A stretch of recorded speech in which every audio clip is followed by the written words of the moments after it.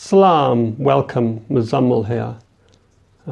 I often find myself being in and commuting between different worlds. For example, there is the world of permaculture that I find myself in. There's the world of Islam. There's the world of emotional healing.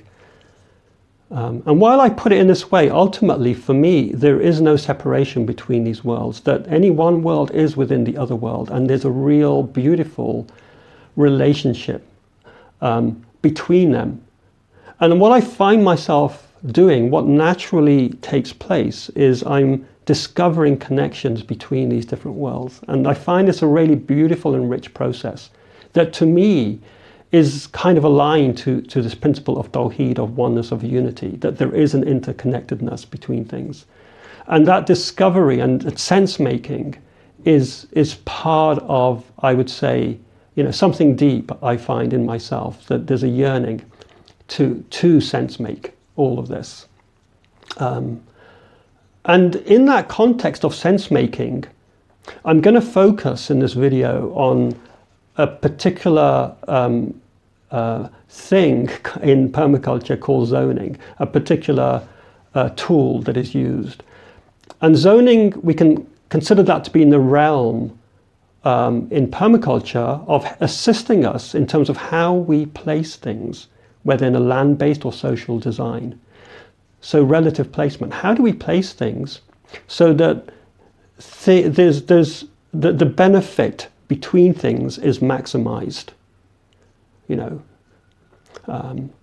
we can do that in relation to things, and we can do that in relation to ourselves as an aspect of that design. So I'll explain a bit more, and you may be familiar with this. I'll keep this fairly simple. So zoning, it's the idea that which needs most human attention is closest to the center of human activity, because if it's closer to the center of human activity, it is more easily able to receive that human attention with least effort from us. So a more efficient system. If we consider the home, therefore, to be the center of human activity, where we hang out, the home, we can say, is zone 0. And it goes up to zone 5. I won't take us in detail through all of this. So the home actually needs quite a bit of human attention, and zone 5, which is wilderness, needs least human attention. It's where the needs of wild animals, wild plants take priority, and there's essentially no human intervention.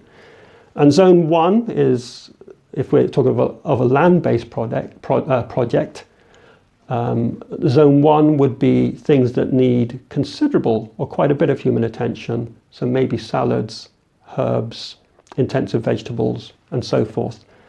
Just to give another example, zone 3 may be orchards.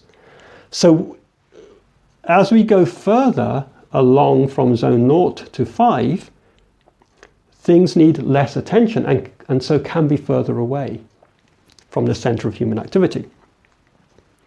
And of course, it depends, this unofficial permaculture principle that I love, because there may, it's not going to look exactly like this. There may be paths that we go down regularly, and therefore we can give human attention to things that are close to that path, which could therefore be considered to be zone 1. If zone 0 is the home, and zone 0 needs human attention, what about us? Do we not need to tend to ourselves? And so this zone 0 idea has been taken further, where we've got actually zone 0, 0. And zone 0, 0 is us. We need to give ourselves attention and take care of us if we're going to take care of other things. There's our physical needs, our emotional needs, our mental needs, our social needs, and our spiritual needs. So we need to take care of ourselves so we can give attention and take care of other things. But we can take that even further. We can play with this zero concept. How about if we move the two zeros closer together? What would we get? What would happen? Let's do it. we'd get, what's this? We'd get infinity. And the infinite is the divine. That which is infinite is the divine. There's in the Quran, in chapter 50, Surat Ghaf, is in verse 16, it's basically saying that God is closer to us than our jugular vein. So there's a real proximity, to the divine, to the infinite. Also, there's the idea that all of creation is in submission to the divine, to the infinite. And it's for humans, for us to align our will to divine will. Okay, so there's a real pointing to the divine and a real proximity to the divine here.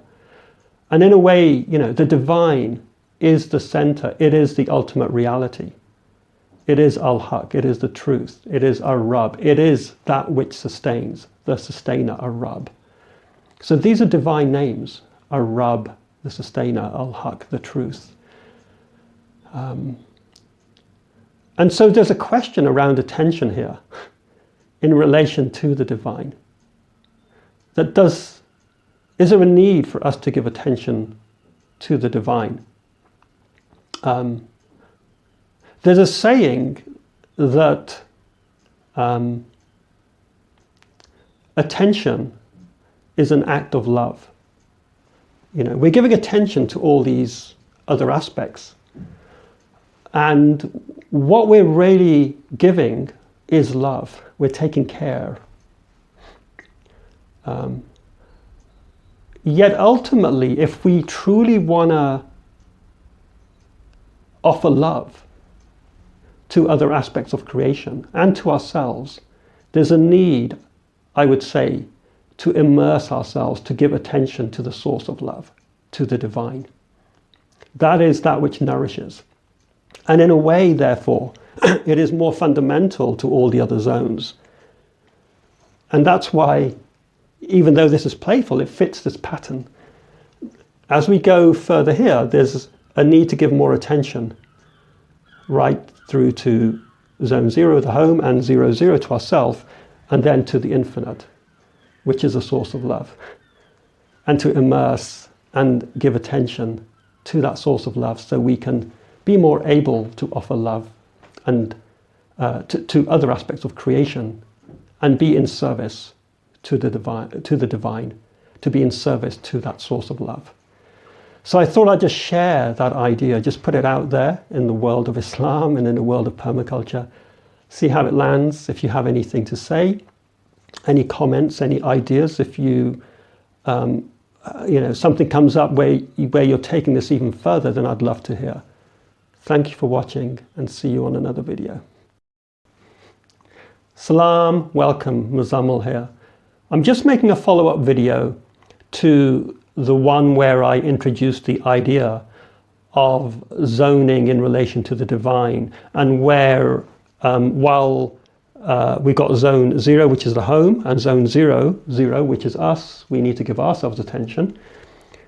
And then there's bringing the two zeros closer together, getting the infinite, getting the divine, that we need to give attention to in order to really immerse ourselves in the source of love, to enabling us to give love, to give attention to other aspects of life.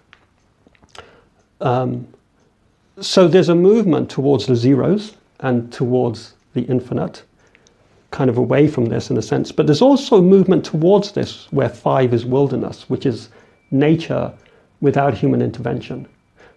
Because nature is naturally in submission, it is surrendering to divine will. And it can be through reflecting on nature that points to the divine, and just being receptive to the presence of nature, where we can also, through that, gain proximity. That is also a doorway to the divine. So in a way, these two ends, going this way or going that way, ultimately meet. And they meet at the divine. So I thought I'd add that in, because I think that is necessary to include that outwardly, in a sense, in nature, we can take the journey inwardly. So thank you for watching.